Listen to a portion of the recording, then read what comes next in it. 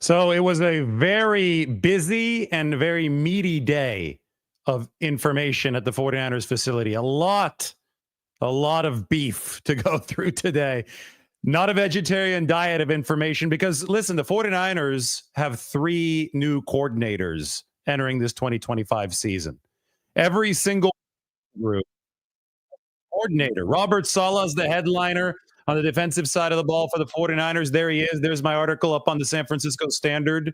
Clay Kubiak is the new offensive coordinator for the 49ers. This is the first time since 2021 that San Francisco has had a named offensive coordinator, obviously under Kyle Shanahan. And Brant Boyer is the 49ers' new special teams coordinator. And we all know that the 49ers must improve that phase of the game. All three of these guys, Robert Saleh, Brant Boyer, and Clay Kubiak, spoke today for the first time since being hired by the 49ers. So today was a big deal. I wrote about it on the San Francisco Standard. And why don't we hear from the new guy in the building here? Because we do know Clay Kubiak. He had been with the 49ers. We do know about Robert Saleh. He had been with the 49ers from 2017 to 2020. But Brant Boyer, 49ers new special teams coordinator, immediately had an update on Jake Moody. And this is the first of many updates that I'm going to bring over the course of the next few minutes on this show. We've got a Purdy update. We've got Brandon Aiyuk. Christian McCaffrey is a big one. Clay Kubiak will tell us about Christian McCaffrey. But here's what the 49ers new special teams coordinator thinks of the 49ers struggling kicker, Jake Moody. In this league that didn't have him rated number one coming out that I know of. He's as talented as kid as it gets. I think that, the injury issue where he was fighting injuries, going back and forth, I think that had a lot to do with it. I think that, us bringing in Weeks is going to help. I think that, the kid gets his mind right, which I think he's doing. He's doing a hell of a job for us so far. I think he'll do a heck of a job for us. I really do. Do you expect him to be your kicker? Well, yeah. I mean, it all comes down to what happens, in the preseason and everything, just like in any other position for sure. All right, one more time in case you didn't catch the start of his answer on Jake Moody. That, there isn't a special teams coach in this league that didn't have him rated number one coming out that I know of. He's as talented as kid as it gets. I think that, the injury issue where he was fighting injuries, going back and forth, I think that had a lot to do with it. I think that.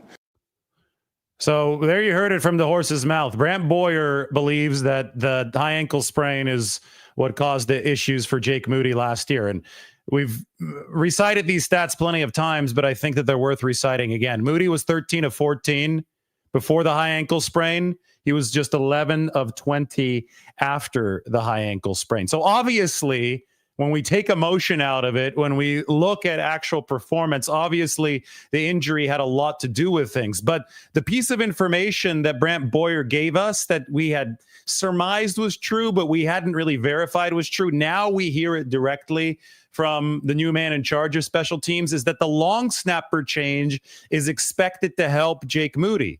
49ers cut Tabor Pepper, and they brought in John Weeks, a new long snapper, 39-year-old, had played a long time for the Houston Texans. And what Brant Boyer said today was that he had faced John Weeks a lot over his long tenure as special teams coordinator, and you can never phase the guy. And it's about the whole kicking operation, right? Long snapper to holder to kicker. Apparently, the 49ers believe that there were troubles at long snapper last year. I know that Tabor Pepper was in headlines when he and Deebo Samuel got into it on the sideline in Tampa Bay. That was the game that Moody came back from the high ankle sprain. Well, neither Tabor Pepper nor Deebo Samuel remain on this 49ers team. They decided to just go an entirely different route to one of the best long snappers in the league. He became available after a long run with the Houston Texans, was a very popular player there. And Brant Boyer's the expert here. And Boyer said that he thinks the long snapping situation can help Jake Moody this coming season. Now, the 49ers are still going to host the competition. We reported that. That remains true. Whether or not they bring in a rookie or a veteran, we know they're going to bring in one of the two, but it may depend on what we see tomorrow out on the practice field. The 49ers will have at least one rookie kicking. Maybe they're going to be more kicking as tryout players at rookie minicamp. And then the offseason will continue, and maybe the 49ers will be able to entice one of the veteran talents who's still a free agent to join them over the course of this offseason. That's Nick Folk is probably at the very top of the list. I would say, though, Nick Folk might shy away from signing on to a situation where he has to compete with Jake Moody. So you heard Boyer talking about this. This is not going to be decided until preseason. So he thinks that Jake Moody is very talented, and he thinks that the high ankle sprain is what held him back last year. They think Jake Moody is going to come out of this stronger, but they're still obviously having to take the precaution of putting him through a kicking competition. And we'll see after the course of all the preseason games where that stands. And I would think that the 49ers might want to start the competition at OTAs, but end of the day, they're going to need actual games to determine if Jake Moody has overcome what caused him to really struggle last year. Obviously mental, but it really did come from the high ankle sprain. Sometimes a physical ailment can turn into a mental one, especially for a kicker. That's Brant Boyer. How about Clint Kubiak, who's going to be talking about Christian McCaffrey here? 49ers put up a video. Mike, can you send me the 49ers video of Brock Purdy and Christian McCaffrey? I think that we need to play that. 49ers had some good footage from practice. We will toss that in, but first we'll hear from 49ers new offensive coordinator Clay Kubiak, freshly promoted, about his star players, starting with Christian McCaffrey. Yeah, I mean, you guys saw in 2023 how important he is to what we want to be as an offense. I mean, he's an elite player, and we're going to do everything we can to get him the ball, as much as we can. And so, yeah, his health is really important. He's one of our, essential players on offense. We want to hand him the ball. We want to throw him the ball. How he changes defenses when he's on the field for how they have to play us in certain coverages, right? And certain, putting more guys in the box to stop the run. Like, it has an effect on the opponents. And so Christian's doing great. He looks awesome. And we're pumped up that he's out there working every day. So I look forward to getting him back out there full time. That is Clay Kubiak, who I thought composed himself really well, carried himself really well during today's press conference. Part of the duties of offensive coordinators by title in this league are press duties. You have to do the press conference. The 49ers have not had an offensive coordinator speak to the media. They haven't had an offensive coordinator in title speak to the media since Mike McDaniel had that position in 2021. It is a natural stepping stone to becoming a head coach. Clay Kubiak's dad, Gary Kubiak, was a longtime head coach. So, with Kyle Shanahan comes from a coaching family as well. The Shanahans actually came up with the Kubiaks. Gary Kubiak worked under Mike Shanahan before he himself became a head coach. Gary Kubiak was with the 49ers as a quarterbacks coach back in the 1990s. Well, his son, Clay Kubiak, is now working his way up the coaching ladder, and maybe Clay will be a head coach one day. Well, the first way that you can pave the way for Clay Kubiak to become a head coach is to allow him to have some of those press duties, get his face out there, have to talk to the media. As a head coach, you're dealing with a lot more than just calling plays or designing them. You're dealing with the externalities of the NFL. And Mike McDaniel needed that in 2021 to get ready for the Miami job. And the 49ers trust Clay Kubiak now enough to where they believe that he is on that track as well. So that was Kubiak on Brock Purdy. Well, it was Kubiak on Christian McCaffrey. He also talked about Brock Purdy and Brandon Aiyuk. Now, I will state right now, we are limited with how much we can share. 90 seconds. So that probably those two clips were a little bit under 90 seconds. That was probably 60 to 70 seconds between those two clips that I just showed you of Brant Boyer and Clay Kubiak. But I can sit here and I can tell you all about their entire press conference.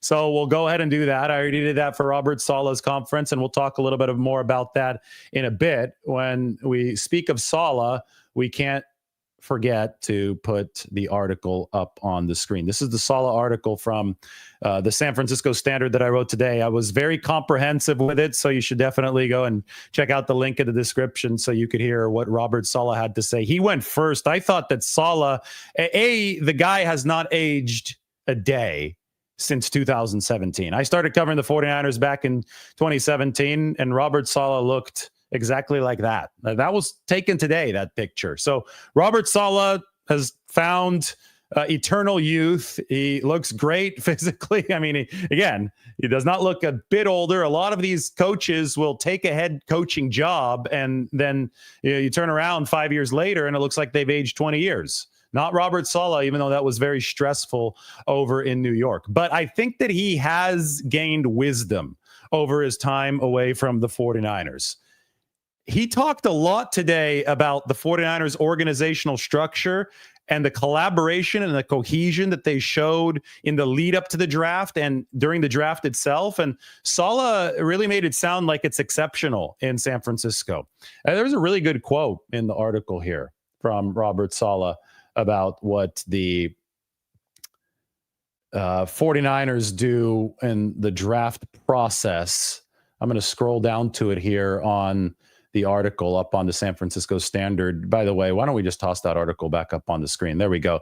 There's Brant Boyer today. That's a good picture. Now we could scroll a little bit further down. Oh, look, here's the 49ers post on Twitter. 49. We could even play it from Twitter. Maybe turn off some of the music. But that is Brock Purdy throwing to Christian McCaffrey. Look at that. Out on the 49ers practice field, Purdy and McCaffrey back together again, and McCaffrey fully healthy for San Francisco. But I'm most interested in the Robert Saleh quote about the 49ers draft process and the draft collaboration.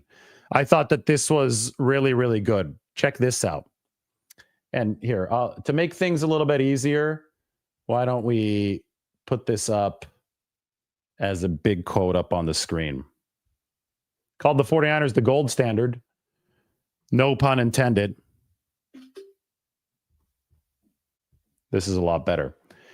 This organization is the gold standard with regard to collaboration and communication, Saleh said.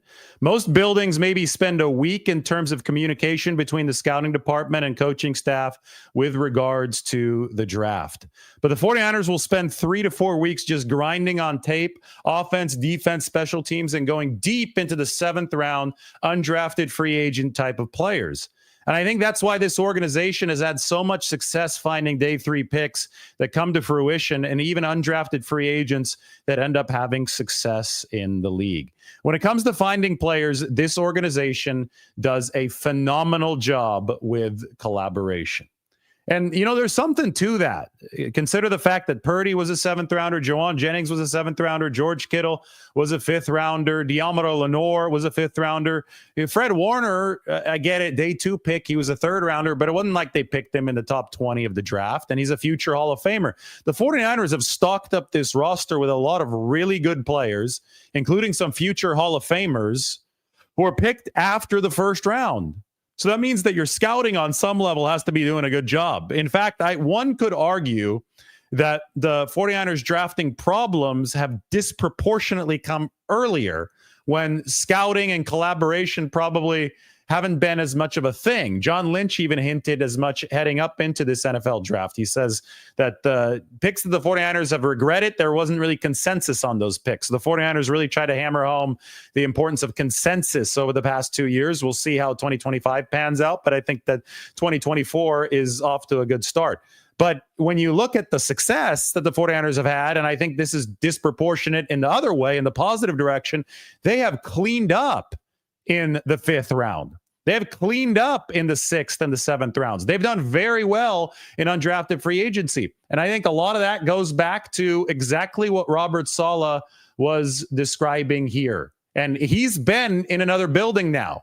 He's been with the New York Jets. He also has been in the Green Bay Packers building. He was a consultant for Green Bay over the course of last season after the Jets fired him. So he has some more worldly football experience now, and obviously he had been with the Seattle Seahawks and the Jacksonville Jaguars before the 49ers. Can't discount that. But he's got some real worldly football experience to where he can say things like this, and there's some gravitas behind them. Most buildings maybe spend a week in terms of communication between the scouting department and coaching staff, but the 49ers will spend 3 to 4 weeks. And that's why Robert Saleh thinks the 49ers have done so much better than a lot of other teams in the back half of the draft. Now, that's really important information right now because as we speak, the 49ers have 11 rookies coming in from the draft, plus 6 more rookies coming in from undrafted free agency. So the 49ers have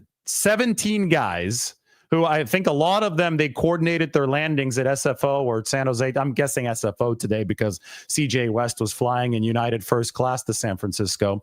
The 49ers have a lot of different players coming in, meeting at the airport, shuttling over to Santa Clara, about to begin their professional journeys. And if they pick them right this year, this could be the rejuvenation that this franchise really needs. 2024 was a big step in the right direction for the 49ers. As far as a big draft class, a successful rookie haul, well, let's see what 2025 can bring. We got a chance to meet a few of the rookies already in person today. So the 3 new coordinators all spoke for the 49ers. And we also got a chance to speak to about 4 or 5 rookies today. And the CJ West in person, Upton Stout in person, a lot of the personality that we saw come through the camera when we interviewed those guys on Zoom or whatever it was right after the draft, it was there in person today. And I thought that was really neat. And that's going to be the moldable clay that Robert Saleh has a chance to work with. Keep in mind that the 49ers used their first 5 picks on defensive players. This is the first time they did that since 1981. In 1981, the first 5 picks went to defensive players, and that ended up working out for them, right? They won the Super Bowl a few months later. The franchise's first Super Bowl. Ronnie Lott was part of that haul in 1981. Robert Saleh today talked about the draft board, and he said there are offensive players that were graded higher than some of the defensive players the 49ers ended up taking, but he said that the board just fell the defense's way. So if the 49ers were trying to make Robert Saleh happy, or if it seemed like that, Robert Saleh today said that no, it wasn't quite directed that specifically at the defense. But I think that we could put 2 and 2 together. We could look at where this team was weak last year, and it was against the run. Obviously, just defense in general didn't score out very well for the 49ers. So they needed to improve that side of the ball, and they had holes on that side of the ball. That's where they wanted to modernize through the draft. It was very natural to expect the 49ers to dedicate a lot of early draft resources to the defensive side of the football. Now, one of the guys that showed up today was Nick Martin. Nick Martin is the linebacker out of Oklahoma State. I have a surprise for my own wardrobe that I'm going to have to show you at some point, but I need to show Nick Martin first. I can't tell you guys exactly what the surprise is. It has to do with what I was wearing when the 49ers drafted Nick Martin. So for the show that I did when they drafted Nick Martin, it's actually really related to this. He was walking around with shark shoes on. I guess slippers. Let's call them shark slippers. He's walking around with shark slippers at the team facility. Now, mind you that all these rookies flew in. 49ers timed their flights to land at SFO at around the same time. They meet each other in person in the airport, and then they get on a shuttle to take them down 101 to Santa Clara. I don't know if one of the guys right here, Nick Martin, the hard-hitting linebacker who's been compared to Dre Greenlaw, I don't know if he showed up wearing the shark slippers or if he didn't put those on until the team facility.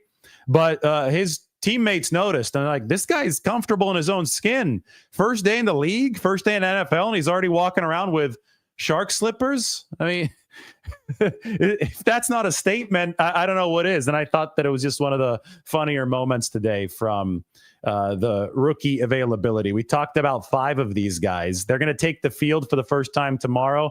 Robert Saleh, I think, is a linebacker whisperer. This is the coach who was a linebackers coach with Jacksonville before he came over to become the defensive coordinator of the 49ers. But when you look at the leadership that San Francisco has had on the defensive side of the ball, ever since Kyle Shanahan and John Lynch took over in 2017, it's been Robert Saleh followed by all-pro linebacker DeMeco Ryans back-to-back. And out of that leadership came the duo of Fred Warner and Dre Greenlaw. Obviously, they now have to replace Dre Greenlaw, and the 49ers, maybe their best bet at replacing Dre Greenlaw is going to be with this guy, Nick Martin. He's got 3 older brothers. Nick Martin's mom simply gave up trying to prevent the 3 or the 4 brothers from fighting all the time. So she just bought them boxing gloves. And I think it all turned out okay. He's in the NFL now. Now, Nick Martin, he's not the tallest guy. What is he, 5'10", 5'11"?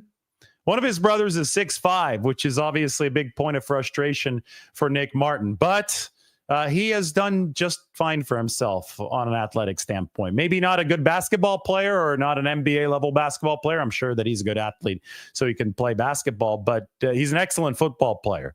And the league has been downsizing. And the 49ers, the main thing for them is strength. Nick Martin put up 26 bench press reps and real fight. You got to have that dog in you. And I think the fact that he's one of 4 and his mom bought him some boxing gloves to fend for himself because he's the youngest brother, I think that helped Nick Martin become the personality type that the 49ers really, really covet on the defensive side of the ball. They want him to bring a little bit of that controlled, reckless abandon. I know that may seem like an oxymoron, but they want him to bring that same controlled, reckless abandon that Dre Greenlaw was able to bring to the table for them. And if there's a team that should be trusted in its development of linebackers, it is the 49ers. Because Robert Saleh started that train back in 2017 and went on to D'Amico Ryans, and now Saleh is back with San Francisco, and he's got Nick Martin to try to be his next Dre Greenlaw. So this is the article up on the Standard. There's Robert Saleh. It looks like he's happy that Nick Martin is a part of this football team. He's also renovated the defensive line, right, with Alfred Collins in the middle there alongside. Well, Michael Williams is going to be playing some on the inside, but CJ West too. 3 defensive linemen taken in this NFL draft for the 49ers, and there's a chance that all 3 of these guys are starters when the season begins. One of the best quotes today from Robert Saleh, and I made sure to include this in my article, and here you go. And we even have a nice picture up on the Standard of Robert Saleh with the New York Jets. But I write that it's impossible to pinpoint exactly how big the 49ers defensive transformation will be in 2025. For one, the team's 17 rookies only just arrived at the team facility Thursday afternoon. They'll take the field as part of an introductory minicamp on Friday. Saleh and his staff have loads of evaluation to do as they formulate more definite plans for the season. And then Saleh said this: it's going to be a crash course, and if any of the rookies are worthy, they'll be on the field week 1.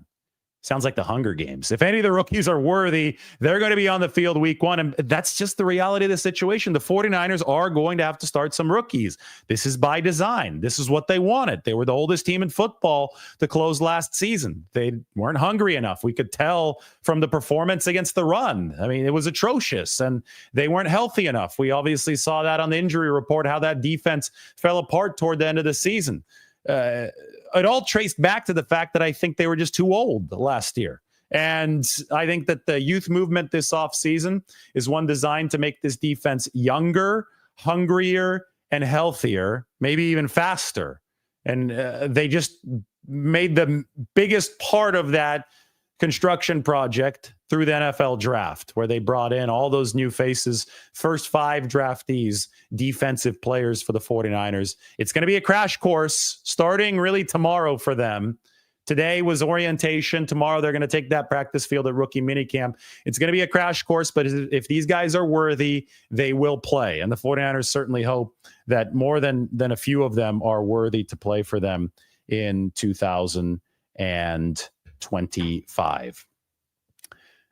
So Robert Saleh talked a lot about the 49ers scheme today. This was interesting. I talked about this in the previous video with a video of Robert Saleh saying some of this stuff. Up on the San Francisco Standard, I actually have the quote, and this is good. And I wrote a little bit, too, around one of the quotes. I'm highlighting what I think is important in this regard for Robert Saleh.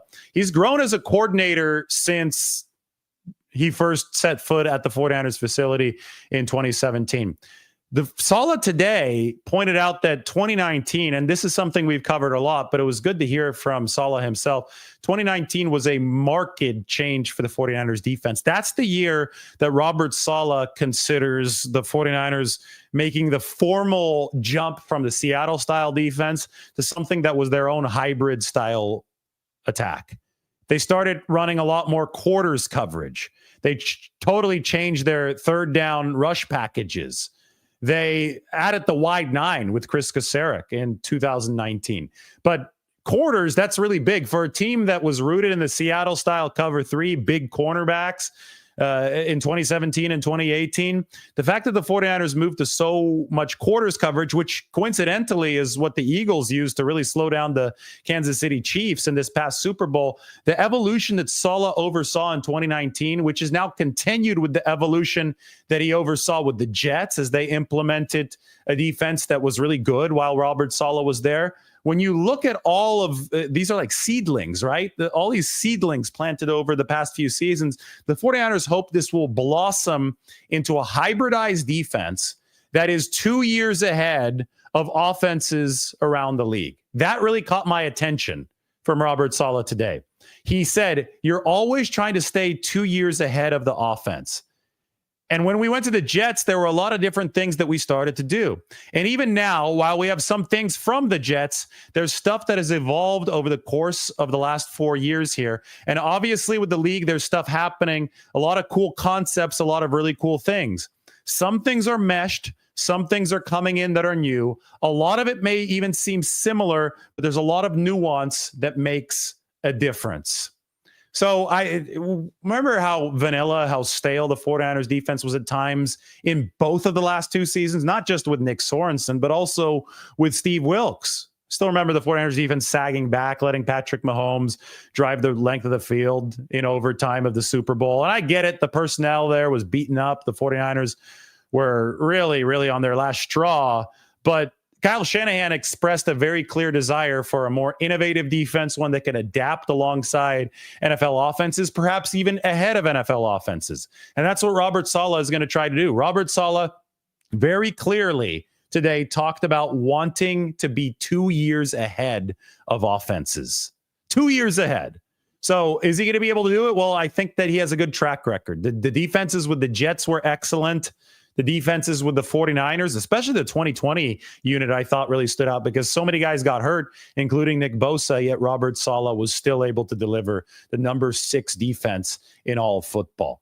Remember that the talent, this is the first answer from Saleh today. He pointed out that somebody asked him, is this reminding you a little bit of 2017? And Robert Saleh said no, because we have Nick Bosa now. We have Fred Warner now. We have Deommodore Lenoir now. We have Renardo Green now. The talent for the 49ers is not a bare cupboard like it was back in 2017. So, I don't think that's a really good comparison when people start trying to say, wait, is he going to have to rebuild this defense like it's the first year of the Shanahan-Lynch era? That's just not the situation that the 49ers are in. They have a lot of good players on this defense. The central core pieces are there. And I think there's nowhere to go but up, because last year with a lot of guys hurt and with the B-list players not performing up to standard for the 49ers, they ended up as a very lowly ranked defense. So I think that it shouldn't be hard for Robert Saleh to turn this around, at least back to the middle of the pack. The real challenge will be, can they become a top 10 defense again in year one under Robert Saleh? And, when we discuss that, we should obviously look at what the 49ers roster looks like. I think that's the only fair way to go through things. This is the depth chart. We got it open on the Google Sheets. As you can see, a lot of rookies on the defensive side of the ball. That is green highlight, the rookies. But there still are core pieces on the defensive side of the ball. You still have Bosa. You got the 3 rookie linemen that we were talking about, with Nick Martin with his shark slippers, Upton Stout, whom also talked today. But you got Lenoir, Bosa, Warner, and it sounds like Robert Saleh believes that Renardo Green is on his way to becoming a core piece as well. He talked about Renardo today in his press conference, one of the many fixture pieces that he listed when saying that this is different than 2017.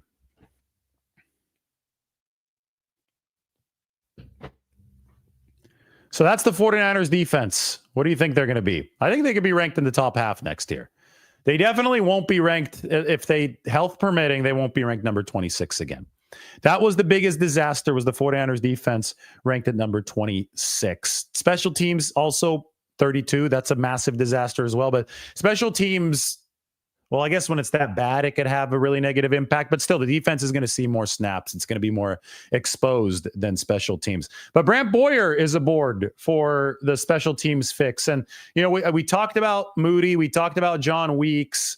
In my article up on the Standard, I also have a Boyer section. And I think that this right here is really, really interesting because he was asked at the end of his interview how he plans to improve the 49ers special teams, which is just an absolutely loaded question because they were bad at kicking, they were bad at punting, they were bad at returning, they were bad at coverage. I mean, there wasn't anything that the 49ers special teams was good at last year. So how do you get better as a unit? And Brant Boyer said, two-word answer before he really delved further into an explanation. He said, overall mindset. I mean, I found this fascinating.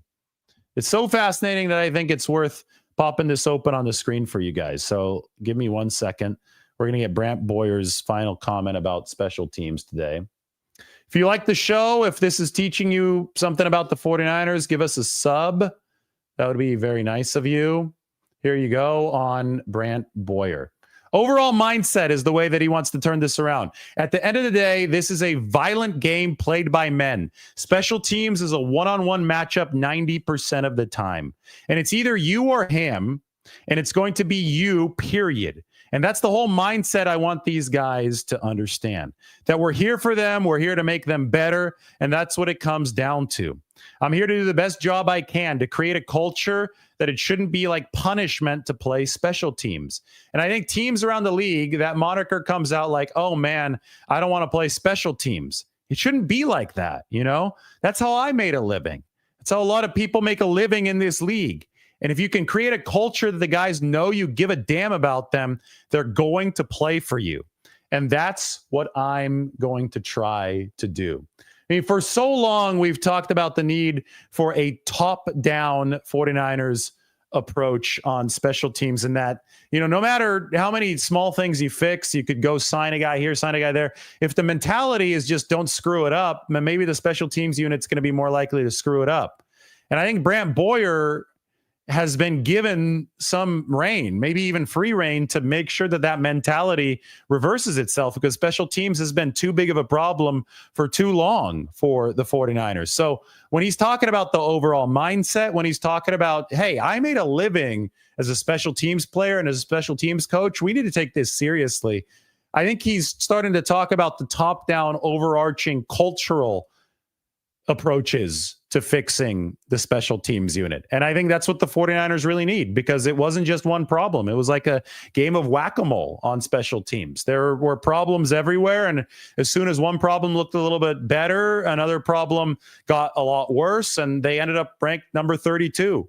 He talked about, Brant Boyer did, about Junior Bergen, because Brant Boyer's son kicks at Montana. Junior Bergen, the 49ers final draft pick, number 252, comes out of Montana. Boyer thinks that he's just a hell of a football player. He thinks that he has the it factor. He said that today. And it sounds like the 49ers gave the special teams unit one of the draft picks. I mean, other guys are going to have to play special teams, obviously, and they've got 11 of these picks. So I'm sure that the 49ers will get good contributors from this entire, or not this entire draft class, but from a solid component of it, or a solid portion of it. But the fact that one pick went to Junior Bergen, the return specialist, record setter at Montana, directly aimed at special teams, I think that also is a testament to the 49ers' commitment to that phase of the game. All right, it is time for some questions. This is the deepest 49ers update. It is a huge day of intel. I'm ready to field as many questions as possible. And, I was there. I was in the room. I got to talk to Robert Saleh, to Clay Kubiak, to Brant Boyer, then to some of the 49ers rookies. I think we may have a little bit more intel. Mike was sending some stuff my way. We've got players being assigned numbers. Upton Stout's going to be number 20. Michael Williams will start with number 98. CJ West, number 50. Nick Martin, number 45. And Alfred Collins, number 99. Collins with DeForest Buckner's old number. And we always said Alfred Collins is DeForest Buckner. We always said CJ West was DJ Jones. Well, he would have to wear 93, but I think that belongs to Clea Davis right now. We've talked about Upton Stout being K'Wan Williams, but he gets Jimmy Ward's old number. Those are the numbers that we know. We also talked to Marquise Siegel today, but I'm not sure on his number. But I'll see that out on the practice field tomorrow. Oh, we got the little Brock Purdy video. Have we shown that yet? I think I'm going to get that out for you guys. If you guys want to see how Brock Purdy's doing, how Christian McCaffrey's doing, well, you could see it with your own two eyes. 49ers posted this. This is credit to the 49ers from their social media team the other day. Just got to find it and get it up on the screen. I think we've already played it, haven't we? Yeah, maybe we have.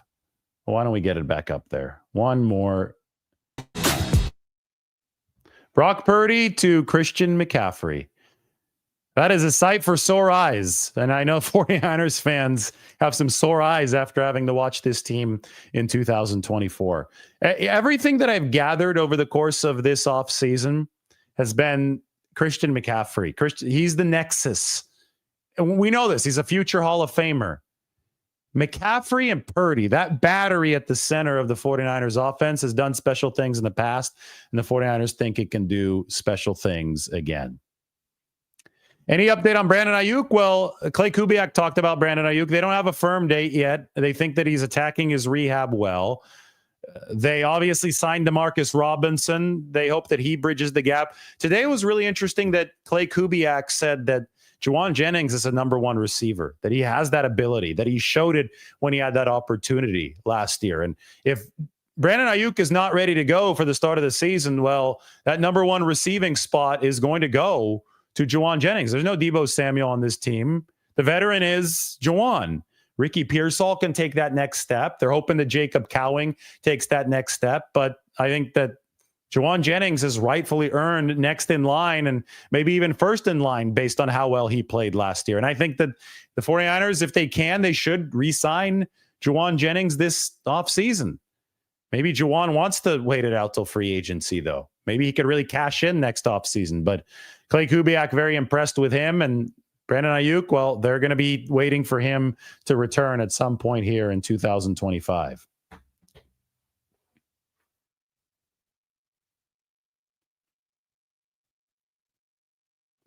Is Trent Williams ready for another season? Trent Williams is not slowing down. Trent Williams got hurt last year, but Trent wants to play till he's 40, and he's going to be 37 this year. So he still has a few more years under his belt. Trent, he's just got to stay healthy, just like everybody else. There were guys much younger than him getting hurt last year as well. The retirement rumors, they're like fake Brock Purdy reports. You see so many lies online, just things fabricated out of thin air. One of those was that Trent Williams will retire this offseason. It never was the case. So don't let it pollute the discourse. Don't let stuff that's not verified get out there and make you think that Trent Williams is going to retire.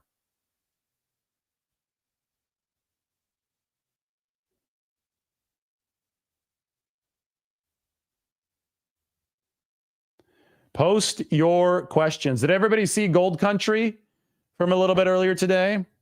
In case you didn't, I think that this is a video that will age really well. It's one of those videos that's going to have a long shelf life just because of the 49ers connections that we've seen with it. So I think it's something that you do need to check out. I've got to find it. Where did I put it? Oh, it's over here.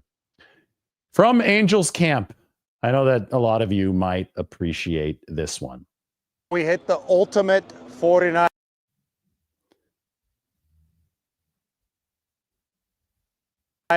gold mine in Gold Country itself. This is Columbia. The other two towns are going to be Murphy's and Angels Camp. And they still have everything preserved here, including the Church of the 49ers, a school of the 49ers. And then, of course, I know I was in San Juan Bautista the other day, and we made a little bit of a joke. I accidentally ended up at jail, but I can go to jail here in Columbia as well. Restrooms, jail, and the school. Very convenient sign. Look exactly what we found on the ground. You guys might have heard of Angels Camp because Mark Twain made it famous.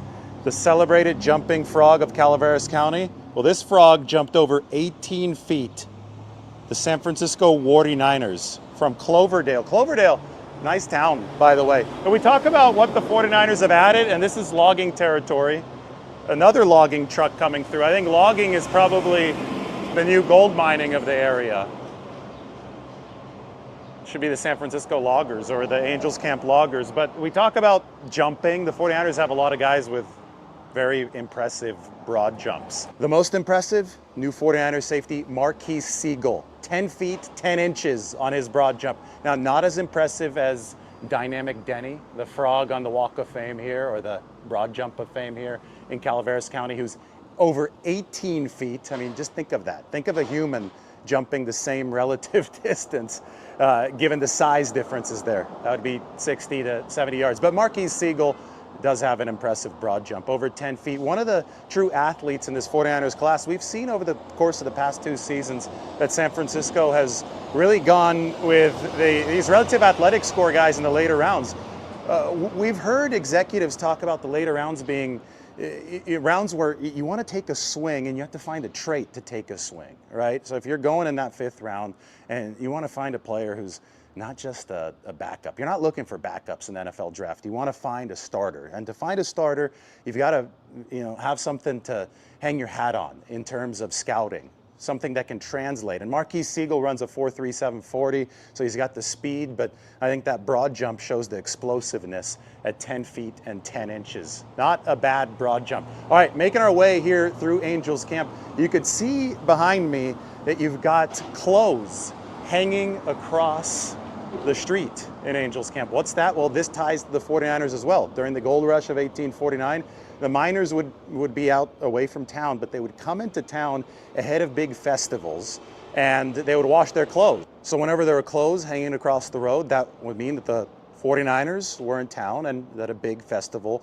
was coming up. So the 3rd weekend of May is the frog jumping festival here in Angels Camp, and that obviously is just a few days away, and that means that they've got the clothes hanging up, an homage to the old days of the 49ers when the 49ers would come into town for the frog jumping festival. I think just we could have football uniforms hanging up because OTAs are just around the corner. 49ers rookie mini camp is just around the corner, and we could talk about seeing Marquise Siegel with his broad jump for the first time, or we can also talk about Kyle Shanahan and Brock Purdy finding a way to strike gold for San Francisco in this 2025 season. Speaking of that, looks like we struck gold. I promised the Highway 49 sign, which I have seen in the Levi's parking lot at 49ers tailgates. Well, here's an actual Highway 49 sign. You know that the state made Highway 49, the one that goes through the foothills. It connects a lot of these old gold towns like Angels Camp,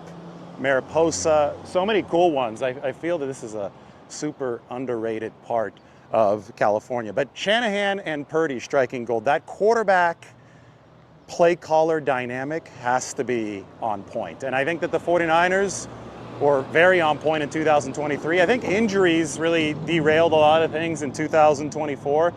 Such as the fact they didn't run a whole lot of screen passes. Look, there's a frog jumping on a bike. This is the city of frogs. We'll go find Mark Twain over here. But the 49ers, before the last few weeks of the season, were dead last in screen passes in the NFL. And that wasn't going to cut it. I don't think that Kyle Shanahan really had his fastball last season for a lot of the year. Then they really started to figure it out toward the end. And, maybe a lot of it was the fact that Christian McCaffrey was out. Once Isaac Guerendo was able to deliver from the backfield, I think that Kyle Shanahan got a whole lot more comfortable with the screen passes. From a spacing perspective, I think it really is necessary for the 49ers to have that threat out of the backfield. And then Kyle Shanahan's comfortable, then he could be in lockstep with Brock Purdy. When he's in lockstep with Brock Purdy, well, that's what the 49ers had when they struck gold in the 1980s. Bill Walsh in lockstep with Joe Montana. Shanahan has his guy in Purdy, and he has to make sure that that cohesion is found when the 49ers are calling plays offensively. I really do think it's rooted in the short passing game. So there is the man himself, Mark Twain, wrote the celebrated jumping frog of Calaveras County. There's a cabin out here not too far from Angels Camp. That's what made the frog jumping festival as famous as it is. It's the original NFL Combine, right? But for frogs, and I think it's cool that we got a San Francisco frog. By the way, the San Francisco 49ers, the frog that last won in 1995, which is the last time that the 49ers won a Super Bowl, in January of 1995. We can't come here without talking about Brock Purdy's contract, because he too is about to strike gold with the 49ers. This, by the way, is the old Angels Hotel where Mark Twain, as it says here, his name was Samuel Clemens, first heard the yarn, or the story, which was later to bring him fame as Mark Twain, author of The Jumping Frog of Calaveras. So Purdy's contract will be full of gold. I think, I've already made my contract projection, and I think that we're now seeing a lot more people talk about this. I think there's going to be a little bit of APY inflation there, as there is in every single NFL contract. I think that you're going to see maybe a year, maybe 2 years at the end of non-guaranteed money tacked on to raise that above the level of $55 million, to be behind Dak Prescott. Who knows? Maybe ultimately they even get this above Dak Prescott's number of $60 million. But we did this from Shaver Lake, and now we have to do it from Gold Country. Guys, it's going to be above $49 million. I don't care how many Highway 49 signs I show you in Angels camp. It's going to be above that $50 million mark. Then it's just going to be a matter of how much the 49ers can inflate things, or how much Brock Purdy's camp can inflate things to give the contract its final resting place. Now, ultimately, as long as the 49ers have cap flexibility, that's all that really matters. And I think they're going to be able to keep that short-term cap hit down at $15 million. Where exactly are they in these negotiations? Well, maybe you sign a deal tomorrow. Maybe it's in 2 weeks. Maybe it's this summer when we're in a different cool spot. But it's going to get done by the time the 49ers have to take the field. And a good sign that it will get done is the fact that Brock Purdy is at the 49ers offseason program, will be at OTAs, and I think is operating in really good faith. I think the 49ers are operating in good faith, and it takes two sides to finish a deal like this one. And it takes two sides on the field when it comes to football operations, Shanahan and Purdy, to make sure that you've got an offense that is clicking cohesively. One look up here, I think that the coolest part of Angels camp that I've seen so far, besides the fact that the Frogs have their own Walk of Fame, is the clothes. And we talked about the gold miners clothes. That means that there is a big celebration coming to town, because the gold miners come to town to wash their clothes. They have to dry, right, above the road. Well, in 3 weeks, we've got the frog jumping competition. The San Francisco 49ers had a good one. The pride of the San Joaquin. You can see all the names of these different frogs. Sugartown Dandy, 19 feet, 7 1/4 inches, out of Oregon. An out-of-state frog. Here's Willie out of San Jose. Oh my goodness, 20 feet? So we talk about good broad jumps, and we talk about Brock Purdy's 10-yard split. We talk about it, what the best broad jump for the 49ers was 10 feet, 10 inches in this NFL draft. Well, just this worthless frog, that's his name, jumped 13 feet, 10 inches in 1941. So frogs can jump further than humans. And I think the 49ers need to draft one of these guys. Maybe not Slowpoke out of Stockton, but maybe one of the frogs that's jumping about 20 feet could help San Francisco. They've got athletes. Purdy's an athlete. Purdy's about to sign a contract. 49ers and their quarterback about to strike gold. Church of the 49ers. That was fun. Good way to warm it up for rookie mini camp. We got to talk about everything. Shout out to those of you in the 209. You could raise your hands if you're in the 209 over there in that comment section. My first time out there, and everything is named after the 49ers. Even the frogs who are winning their frog broad jumping competition, which is coming up here at the end of May. So really, really fun stuff. That was a good way to set the table for the 49ers. 3 new coordinators talking today. Saleh talking new scheme for San Francisco. I would probably should say evolving scheme for the 49ers. One thing that he's really excited about is the youth. He thinks, all gas, no brakes. He thinks that could come via the rookie effort that you see. So football teams, they're built in very complex fashion. You have to have your older superstars if you want to win a Super Bowl. You just have to have that experience. You have to have that skill. But no matter how many superstars you have, you're not going to become a team that can go all the way on just that alone. It's a physical sport. It's a violent sport. There needs to be youthful hunger on a team. And that's what Robert Saleh feels that this draft class can bring the 49ers. So fascinating discussion from him. We have that up on the San Francisco Standard. We heard from Brant Boyer on Jake Moody. There's belief in Moody, but there will be a competition. In some ways, the competition might be starting right now. This is the kicker, Kenny Almendarez out of Louisiana. He has posted from the 49ers facility. He's there to try out. Tomorrow he'll be on the practice field. Maybe the 49ers decide to sign the Lou Groza Award winner, and he'll be the one competing with Jake Moody. Somebody will be competing with Moody at the very latest by this preseason. And we'll see if it's Almendarez, the kicker out of Louisiana who just posted, or if it's somebody else. I also liked our introduction to Clay Kubiak today as the 49ers offensive coordinator. He gives the Purdy update, the McCaffrey update, the Brandon Aiyuk update. 49ers will roll forward into OTAs after this. All right, this has been the most comprehensive, deep intel show that there is. Any questions? I'm ready to answer them. Otherwise, I kind of want to go out and get some food after this. I had In-N-Out Burger earlier on the way back home, but it's been a busy day of work. Again, everybody make sure that you do check out the San Francisco Standard. And also, this show is brought to you by Huel. If you're constantly on the move or just tired of skipping meals, Huel has you covered. They are today's sponsors, spelled Huel. And their Black Edition Ready to Drink is a total game changer. It's a complete meal in one bottle with 35 grams of protein, 27 vitamins and minerals, high fiber, and low sugar, so you feel full, focused, and ready for your day. No prep, no cleanup, just grab and go. Huel's already sold over 500 million meals around the world, and now it's your turn to try it. New customers get 15% off plus a free gift at Huel.com when you use my code, and that is Lombardi. Don't miss out. Try it today and use the code Lombardi. That is 15% plus a free gift for new customers using the code Lombardi at Huel.com, Huel.com. Please see our description for the terms and conditions. Skip the stress, not the nutrition. Try Huel today for complete nutrition bottled. A one-stop shop to fix your nutrition. Can Robert Saleh be the one-stop shop to fix the 49ers defense? I think it's probably a little bit more complex than that, but it was a necessary step for the 49ers. The 4K gimbal to record videos. It's a DJI Osmo 3, 2.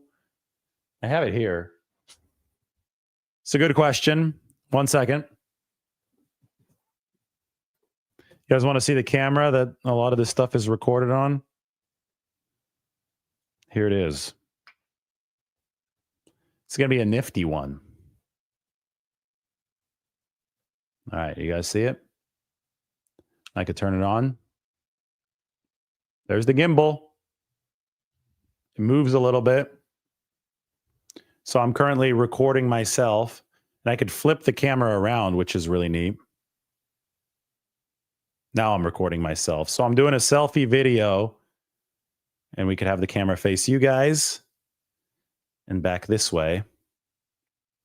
I like how my current camera has me out of focus, but this thing in focus. Now I should come back into focus. That is the DJI Osmo 2, 3. I don't know. It's a cool camera, though. Yeah, I'm giving out the secrets because even if I give out the secrets, we're still going to have the best content. There's no chance that we won't have the best content. So I could give out all the secrets that we want. Everybody's going to copy this channel, or everybody's going to try to copy this channel anyway. They try to, but they can't. They don't have as much energy. They can't go from spot to spot and talk about the 49ers in Angels camp. But it's kind of crazy when you look at like our thumbnails. Like Mike does such a great job with the thumbnails, and then carbon copies pop up on other channels right after, just trying.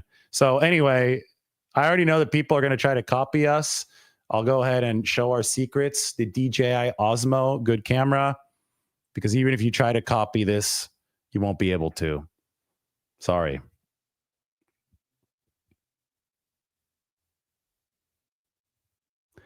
I also have a drone. Yeah, the drone is a lot of fun to fly around.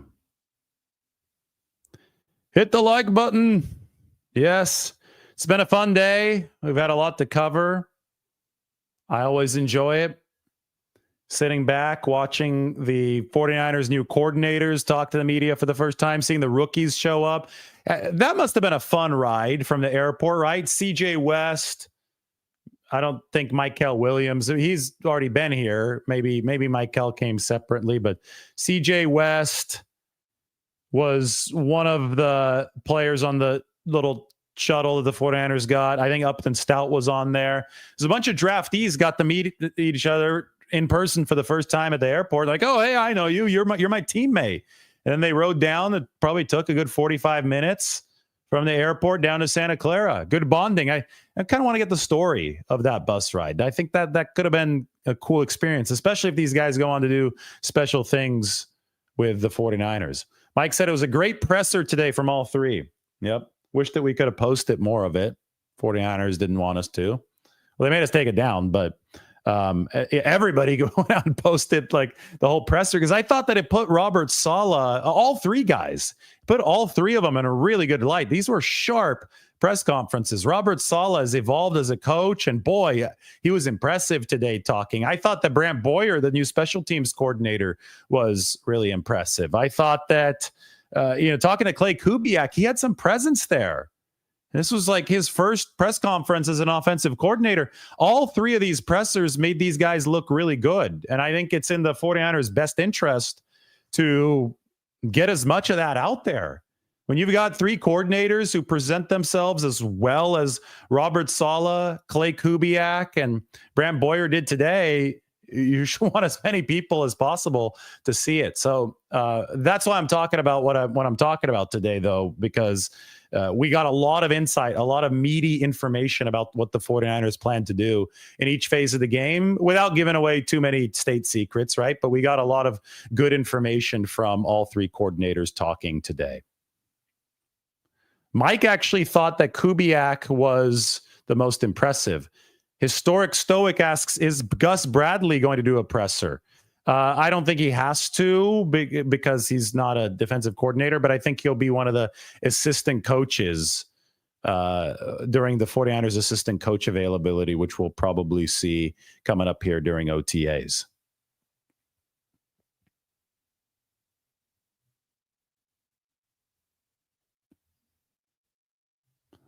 Kyle is still doing the play calling on offense, yes, but Clay Kubiak has big-time responsibilities on offense. When will we see Purdy at the podium? At some point in the next couple of weeks at the start of OTAs.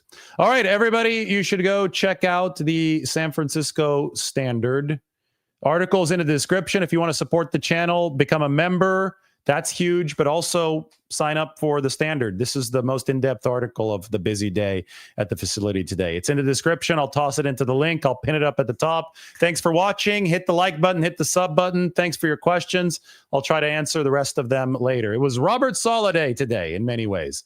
He did his first press conference, and the rookies did show up for the 49ers. I will be back out at the facility tomorrow for the rookies' first practice. Everybody, thanks for watching.